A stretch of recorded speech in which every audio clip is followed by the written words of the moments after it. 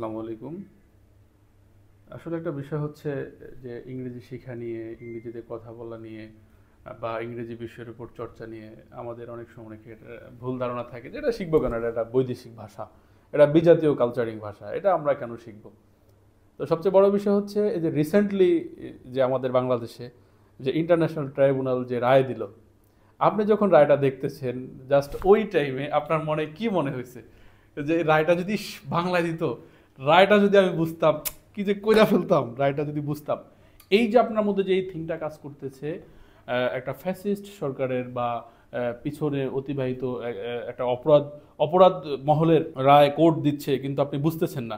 বিষয়টা হচ্ছে যে এই রায়টা কোর্ট ইংলিশে অনর্গল বলে যাচ্ছে, বাকি আমি কিছুই বুঝতেছি না। যদি এটা বুঝতে পারতাম বা এই রায়টা যদি বাংলা পড়তো তাহলে আমার কাছে কত ভালো লাগতো, আমি কত অনুভূতি নিয়ে এটা বুঝতে পারতাম। আসলে বিষয়টা হচ্ছে ওয়ার্ল্ড ওয়ে সকল জায়গায় ইংলিশ ভাষা প্রচারিত এবং প্রচলিত। তো সেই ক্ষেত্রে আপনি কেন ইংলিশ শিখবেন না? আপনার ইংলিশ শেখা অতীব গুরুত্বপূর্ণ। আমরা যদি পিছনের দিকে তাকাই যে আমাদের এই ভারত উপমহাদেশে আপনার মেবি 1857 সালের দিকে যে ইংরেজ বিরোধী যে প্রথম যে সিপাহী আন্দোলন বা প্রথম যে যুদ্ধ হয়, এই যুদ্ধে আমাদের ভারত উপমহাদেশের একজন বিখ্যাত ব্যক্তিত্ব, ওনাকে মুজাদ্দেদ তো বলাই যাবে, মুজাদ্দেদ তো অনর্গল বলতেই হবে। এরপর উনি ছিলেন উপমহাদেশের সবচেয়ে প্রভাবশালী আলেম, সবচেয়ে প্রভাবশালী আলেম, এবং উপমহাদেশে ইসলামিক বীজ রোপণে ওনার কৃতিত্ব সবচেয়ে বেশি।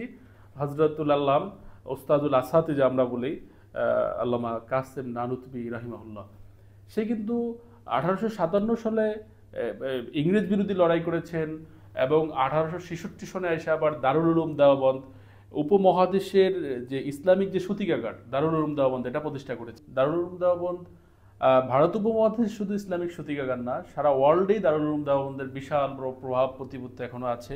কিন্তু তৎকালীন সময়ে দারুল উলুম দেওবন্দ প্রতিষ্ঠাতার দের অন্যতম লক্ষ্য ছিল যে ইংরেজ বিরোধী লড়াইয়ের জন্য। পরবর্তী সময়ে সেটা আমাদের ধ্যান জ্ঞান ইসলামিক চিন্তা চেতনার মূল আতুরঘর হয়ে ওঠে। এখন তো সারা বিশ্বে দারুল উলুম দেওবন্দের যে প্রভাব প্রতিপত্তি রয়েছে। সবচেয়ে বড় বিষয় হচ্ছে 1857 সালে মূলত ব্রিটিশ বিরোধী লড়াই করলেন কাসেম নানুতবি রহিমউল্লাহ। পরবর্তীতে 1866 সনে তিনি দারুল উলুম দেওবন্দ প্রতিষ্ঠা করলেন, এবং দিল্লির মূল পয়েন্টগুলিতে সে ইংরেজ বিরোধী লড়াই করেছেন। সবচেয়ে বড় বিষয় হচ্ছে সে এই যাবৎ পর্যন্ত তার লেখা কিতাবাদি ছাড়া আমাদের দেশীয় আলেম ওলামা হওয়া সম্ভব কিনা, এটা আমার কাছে একটু চ্যালেঞ্জিং মনে হয় বিষয়টা। কিন্তু উনি ওনার জীবনের শেষ সময়ের দিকে এসে, একদম শেষ প্রান্তের দিকে এসে উনি একটা মন্তব্য করেছেন, একটা কোট করেছেন তার কথাগুলো, যে আমি যদি ইংরেজিটা শিখতে পারতাম, ইংরেজিটা জানতে পারতাম। মানে মূল কথা হচ্ছিল তার যে আমি যদি ইংরেজ ভাষায় কথা বলতে পারতাম, ইংরেজি ভাষায় যদি আমি কথা বলতে পারতাম, সেক্ষেত্রে হয়তো বা ইংরেজদের সাথে আমি কথা বললে ইংরেজরা আরও নমনীয় হইতো, অথবা ইংরেজদেরকে আমি দিনই জ্ঞানটা বোঝাইতে পারতাম, অথবা আমার মধ্যে যে জ্ঞান ছিল, যে ভূবৃত্তি ছিল, যে আমি যে একটা বিদ্যাপীঠ ছিলাম, উপমহাদেশের যে উনি অন্যতম বিদ্যাপীঠ, এটা তো অস্বীকার করার কোনো সুযোগ নেই, কোনো ওয়ে নেই, এইটা ওনাদেরকে আমি বুঝাইতে পারতাম। এটাই ছিল আসলে ওনার মূল অভিব্যক্তি, জীবনের শেষ সময় একটা অভিব্যক্তির মধ্যে অন্যতম অভিব্যক্তি। তাহলে মূল কথা হচ্ছে যে আমরা ইংলিশ শুধুমাত্র যে ইংরেজদের ভাষা, এই যে একটা রসম আমাদের মধ্যে, এটা কিন্তু এখন আর নাই।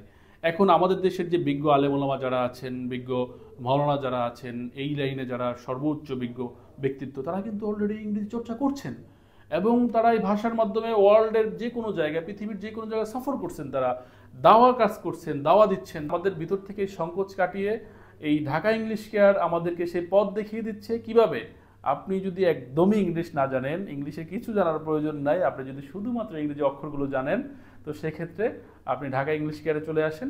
অবশ্যই ঢাকা ইংলিশ কেয়ার আপনাকে একদম প্রপারলি ফ্লুয়েন্টলি ইংলিশ বলার জন্য সর্বোচ্চ সহযোগিতা করবে ইনশাআল্লাহ। ইংরেজি ভাষা মানে শুধুমাত্র যে ইংরেজদের জন্য বিষয়টা, এটা ভাবা ভুল একদমই।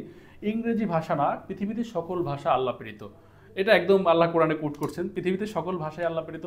অতএব ইংরেজি দেশে, লন্ডন বলেন, আমেরিকা বলে রাষ্ট্রগুলি আছে, সেখানে বলেন, সেখানে তো মুসলমানদের বসবাস আছে, মুসলমানরা বসবাস করে। পৃথিবীতে যতগুলো দেশ আছে, বেশিরভাগ দেশ নয়, প্রায় 61টি দেশের মধ্যে 90টি দেশেই ইংরেজি ভাষার গুরুত্বই সবচেয়ে বেশি দেয় ওরা। আপনি দেখেন যদি আপনি জাপানিজ ল্যাঙ্গুয়েজ শিখেন তো শুধুমাত্র এটা জাপানে কাজে লাগবে।